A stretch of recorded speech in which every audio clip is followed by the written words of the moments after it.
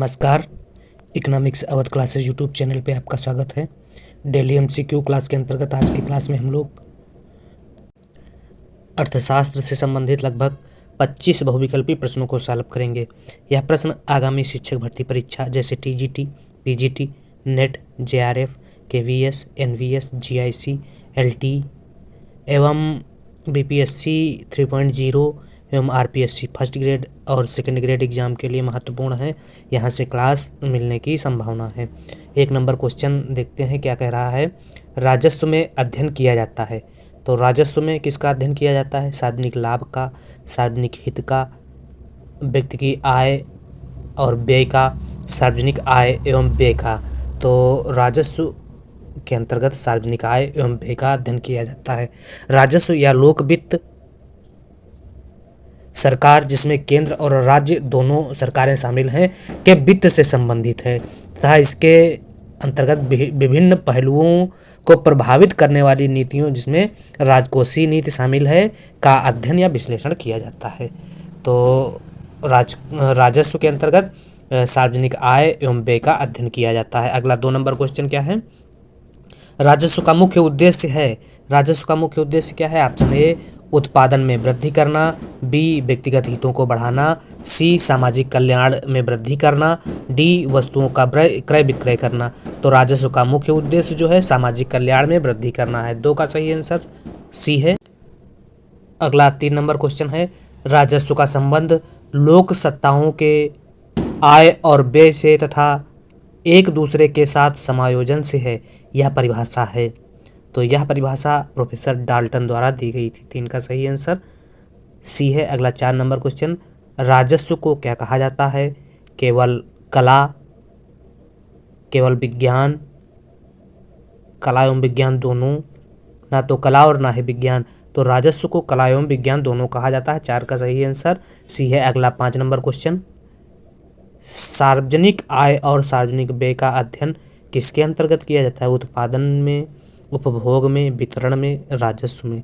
तो सार्वजनिक आय एवं सार्वजनिक व्यय का अध्ययन किसमें? राजस्व में किया जाता है। 1 नंबर क्वेश्चन जो था उसका अपोजिट है, उल्टा है। उसमें पूछा था राजस्व में किसका अध्ययन किया जाता है और इसमें पूछा है सार्वजनिक आय एवं सार्वजनिक व्यय का अध्ययन किसमें किया जाता है। तो इसका सही आंसर 5 का डी है। राजस्व क्या है? राजस्व में सार्वजनिक वित्त अथवा लोक सत्ताओं के आय और व्यय से संबंधित बातों का अध्ययन किया जाता है। प्रोफेसर डाल्टन ने राजस्व के अंतर्गत लोक सत्ताओं के आय एवं व्यय तथा उनके पारस्परिक समायोजन और समन्वय के अध्ययन की बात कही है। सार्वजनिक आय एवं सार्वजनिक व्यय का अध्ययन राजस्व व्यय के अंतर्गत किया जाता है। तो इसका सही आंसर जो हो जाएगा 5 का डी है। अगला 6 नंबर क्वेश्चन। अपने कोट के आकार के अनुसार कपड़े का प्रबंध करो वाली कहावत किस संदर्भ में चरितार्थ होती है? निजी वित्त के संदर्भ में, सार्वजनिक वित्त के संदर्भ में, अर्ध सरकारी वित्त के विभागों के संदर्भ में, उपरोक्त सभी में। तो अपने कोट के आकार के अनुसार कपड़े का प्रबंध करो वाली कहावत जो है सार्वजनिक वित्त के संदर्भ में चरितार्थ होती है। तो सार्वजनिक वित्त बी ऑप्शन में दिया गया है। तो 6 का सही आंसर बी है। अगला क्वेश्चन है 7 नंबर क्वेश्चन। निम्न में कौन सा केंद्रीय प्रवृत्ति का माप नहीं है? श्रेणी, माध्य, माध्यिका, बहुलक। तो श्रेणी जो है केंद्रीय प्रवृत्ति का माप नहीं है। केंद्रीय प्रवृत्ति के माप के अंतर्गत 5 मापों को लिया जाता है, जिसमें माध्यिका, बहुलक, समांतर माध्य, गुणोत्तर माध्य और हरात्मक माध्य को लिया जाता है। जिसमें माध्यिका और बहुलक स्थिति संबंधी माध्य हैं तथा समांतर माध्य, गुणोत्तर माध्य और हरात्मक माध्य जो हैं वह यह समांतर माध्य, गुणोत्तर माध्य और हरात्मक माध्य गणितीय माध्य हैं। तो यह भी कभी कभी एग्जाम में पूछ लिया जाता है कि स्थित संबंधी माध्य कौन से हैं। तो माध्यिका और बहुलक स्थित संबंधी माध्य को व्यक्त करते हैं, जबकि समांतर माध्य, गुणोत्तर माध्य और हरात्मक माध्य गणितीय माध्य को व्यक्त करते हैं। तो केंद्रीय प्रवृत्ति की माप के संदर्भ में मुख्य रूप से 5 मापों को लिया जाता है। ऐसे आंकड़ों को केंद्रीय प्रवृत्ति की माप कहते हैं जिनके आसपास समूह के अन्य आंकड़े होते हैं। तो इसमें दिए गए ऑप्शन में श्रेणी जो है केंद्रीय प्रवृत्ति की माप के अंतर्गत नहीं आता है। अगला 8 नंबर क्वेश्चन है, निम्न श्रेणी का समांतर माध्य क्या होगा? तो समांतर माध्य इसमें पूछा गया है। तो समांतर माध्य होता है संख्याओं का योग बटे संख्याओं की संख्या। तो इसमें जब संख्याओं का योग करेंगे, अंकों का जब योग करेंगे तो यह योग हो जाएगा 64, और टोटल रोल नंबर जो दिए गए हैं 8, तो इसको संख्याओं का योग यह हो जाएगा, और संख्याओं की संख्या 8 है, तो जब भाग करेंगे तो 8 ही आंसर आ जाएगा।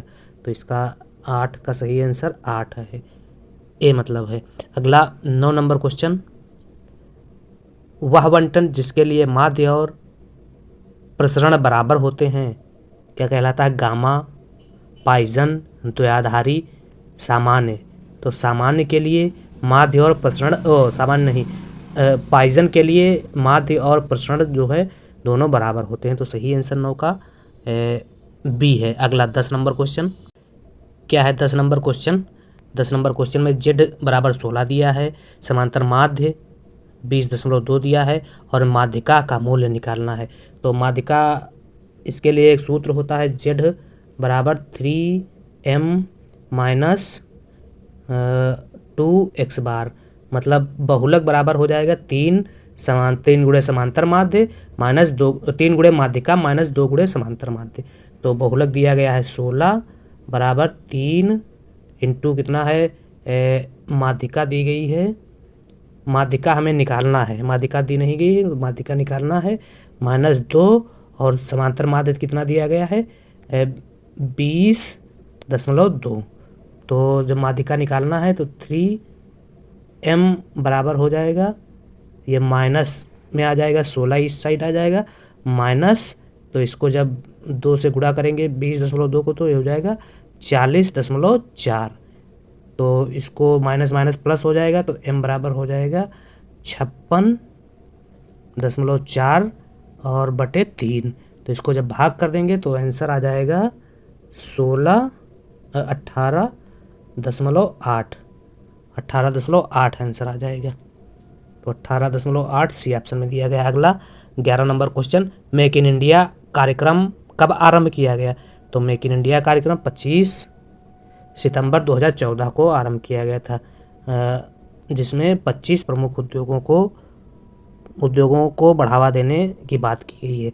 तो 11 का सही आंसर सी है। अगला 12 नंबर क्वेश्चन, 16 के समृद्धि मॉडल में निम्न में से कौन स्थिर है? स्थिर नहीं है। पूंजी श्रम अनुपात, जनसंख्या वृद्धि दर, बचत आय अनुपात, और उपभोग की सीमांत प्रवृत्ति अनुपात। तो 16 के मॉडल में पूंजी श्रम अनुपात जो है वह स्थिर नहीं है, पूंजी श्रम अनुपात को परिवर्तनशील माना गया है। पिछले बाकी मॉडल में, जैसे हैरर डोमर के मॉडल में पूंजी श्रम अनुपात को स्थिर माना गया है, लेकिन 16 अपने मॉडल में पूंजी श्रम अनुपात को परिवर्तनशील मानते हैं।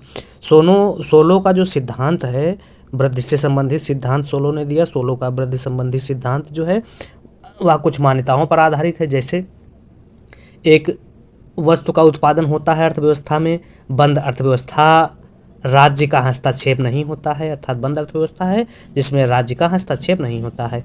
श्रम एवं पूंजी सहजातीय प्रकृति के हैं और आंशिक रूप से स्थानापन्न है श्रम एवं पूंजी। पूंजी श्रम अनुपात मतलब K/L परिवर्तनशील है।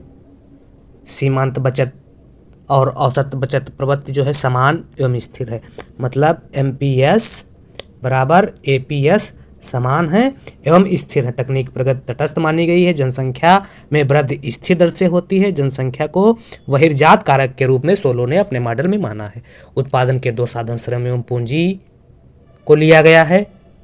श्रम के भुगतान उसकी सीमांत उत्पादकता के बराबर किया जाता है। श्रम पूंजी सहजातीय चर हैं।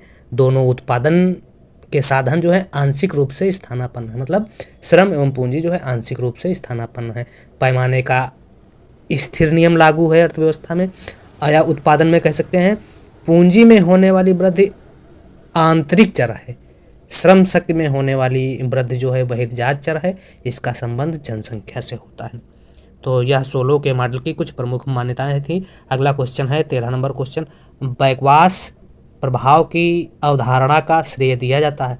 नर्क्स, सोलो, मिडल कोई नहीं। तो गुरनार्ड मिडल बैकवास प्रभाव की अवधारणा का प्रतिपादन करते हैं। गुरनार्ड मिडल जो है ब्रिटिश अर्थशास्त्र स्वीडिश अर्थशास्त्री हैं और इनको 1974 में अर्थशास्त्र में नोबेल पुरस्कार दिया गया। Economics theory of underdeveloped regions पुस्तक में इन्होंने 1957 में अंतर्राष्ट्रीय व्यापार अल्पविकसित देशों की आर्थिक विकास को प्रोत्साहित करने की बजाय उनकी अर्थव्यवस्था को हतोत्साहित या बाधा उसमें उत्पन्न करता है, इस बात का इन्होंने प्रतिपादन किया। इन्होंने विकास प्रक्रिया में बैकवाश इफेक्ट और स्प्रेड इफेक्ट की बात कही। अगला क्वेश्चन है, तो 13 का सही आंसर बैकवाश इफेक्ट का प्रभाव जो है वह गुरनाल मेंडल ने दिया था, सही है। अगला, हर्ट्जमैन एवं सिंगर किस विचार के समर्थन करते थे? तो हर्ट्जमैन एवं सिंगर जो है असंतुलित विकास के समर्थक अर्थशास्त्री हैं। असंतुलित विकास के समर्थक अर्थशास्त्रियों में हर्ट्जमैन एवं सिंगर हैं। क्या है असंतुलित विकास?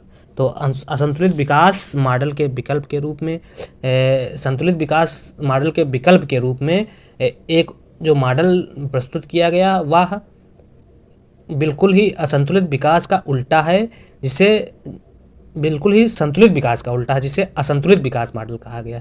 इस मॉडल में अर्थव्यवस्था के कुछ क्षेत्रों को चुनकर निवेश करने की वकालत की गई है, जबकि शेष क्षेत्रों को ऐसे ही छोड़ देने की बात कही गई है। एक क्षेत्र में निवेश करने से वाह्यमितव्यताएं उत्पन्न होती हैं, जिससे जो है लाभ धीरे धीरे अर्थव्यवस्था के अन्य क्षेत्रों में चला जाता है।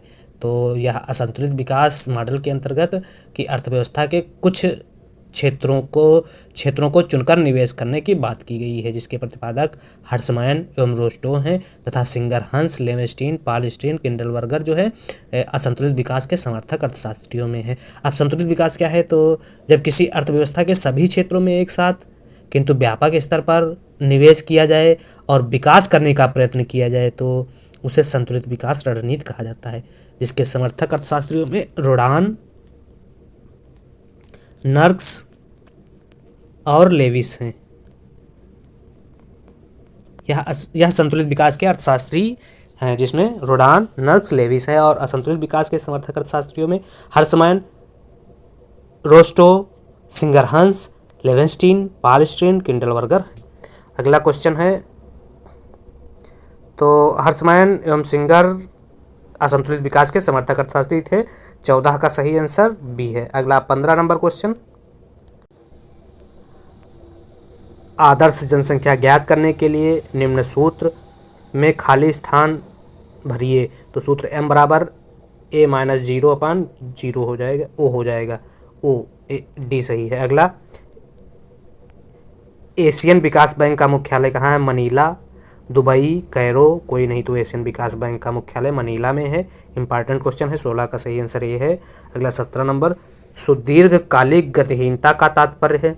तो सुदीर्घकालीन गतिहीनता का तात्पर्य ऑप्शन ए, अर्थव्यवस्था में तेजी और मंदी की पुनरावृत्ति, बी, एक गतिहीन अर्थव्यवस्था, सी, क्रमिक अवधि में समृद्धि की सीमांत दर में कमी, और डी, स्वायत्त निवेश में उतार चढ़ाव। तो सुदीर्घकालीन गतिहीनता का तात्पर्य क्रमिक अवधि में समृद्धि की सीमांत दर में कमी। 17 का सही आंसर सी है। अगला 18 नंबर क्वेश्चन, पर्यावरण गुणवत्ता और आर्थिक विकास के बीच संबंध को निम्न संदर्भ में समझाया गया है। पिगोवियन कर, क्षतिपूर्ति मानदंड, पर्यावरण कुजनेट्स परिकल्पना, हर्टविग-सोलो नियम। तो पर्यावरण गुणवत्ता और आर्थिक विकास के बीच जो संबंध की बात है वह पर्यावरणीय कुजनेट्स वक्र में की गई है। 18 का सही आंसर सी है। अगला 19 नंबर क्वेश्चन, निम्न में कौन सी मद भुगतान संतुलन के पूंजी खाते में सम्मिलित नहीं की जाती है? तो भुगतान संतुलन के पूंजी खाते में जो है एनआरआई जमाएं सम्मिलित की जाती हैं, विदेशी विनियोग सम्मिलित किया जाता है, वाह्य सहायता सम्मिलित की जाती है, निवेश आय को सम्मिलित नहीं किया जाता है पूंजीगत खाते में। तो भुगतान शेष क्या है? बैलेंस ऑफ ट्रेड एक देश का शेष विश्व के साथ एक दिए हुए वर्ष में वस्तुओं के कुल निर्यात आय तथा कुल आयात भुगतानों का अंतर व्यापार शेष कहलाता है, बैलेंस ऑफ ट्रेड कहलाता है। या कह सकते हैं व्यापार शेष दृश्य निर्यात तथा दृश्य आयातों के बीच अंतर को व्यक्त करता है। व्यापार शेष केवल वस्तुओं से संबंधित लेन देन को रिकॉर्ड करता है, जिसमें पूंजी खाते के लेन देन को रिकॉर्ड नहीं किया जाता है। और बीओटी बैलेंस ऑफ ट्रेड जो है हमेशा असंतुलित रहता है। जो वस्तुओं के लेन देन को सिर्फ रिकॉर्ड करता है वह हमेशा असंतुलित रहता है। व्यापार शेष में दृश्य निर्यात एवं दृश्य आयात मदों को शामिल किया जाता है। इसी प्रकार से भुगतान शेष क्या है? तो भुगतान शेष बैलेंस ऑफ पेमेंट, भुगतान शेष एक देश का शेष विश्व के साथ सौदों का संक्षिप्त विवरण है। यह वस्तुओं तथा सेवाओं से संबंधित लेन देन को रिकॉर्ड करता है। यह भुगतान शेष चालू खाते तथा पूंजी खाते के लेन देन को रखता है। भुगतान शेष सदैव संतुलित होता है। भुगतान शेष के चालू खाते में जो घटक या मदें शामिल की जाती हैं उनमें वस्तुओं सेवाओं के निर्यात, जिसे तैयार वस्तुओं का व्यापार कहते हैं, और वस्तुओं तथा सेवाओं का आयात, जिसे अदृश्य मदों का व्यापार कहते हैं, और चालू हस्तांतरण को भुगतान शेष के चालू खाते के अंतर्गत रखा जाता है। भुगतान शेष के पूंजी खाते के अंतर्गत उधार, विदेशी निवेश, एनआरआई जमाएं, बैंकिंग पूंजी, अल्पकालीन जमाओं को रखा जाता है। तो यह भुगतान शेष एवं व्यापार शेष के संबंध में कुछ महत्वपूर्ण बातें थी। अगला क्वेश्चन है, भारतीय खाद्य निगम की स्थापना किस वर्ष हुई थी? 1 जनवरी 1964, 1 जनवरी 1965, 2 फरवरी 1960, 8 मार्च 1959। तो 1 जनवरी 1965 को भारतीय खाद्य निगम FCI की स्थापना हुई थी। बी ऑप्शन सही है। अगला 21 number question, FCI food corporation of India के बारे में असत्य कथन क्या है? तो असत्य कथन में खाद्यान्नों के क्रय विक्रय के लिए सरकार की एकमात्र एजेंसी है। ठीक है, सही है। वर्ष 1957 में अशोक मेहता द्वारा दिए गए सुझाव को ध्यान में रखते हुए सरकार ने 100 करोड़ रुपए की पूंजी से FCI की स्थापना की थी। यह भी सही है। और इसकी स्थापना वर्ष 1 फरवरी 1965 में की गई थी।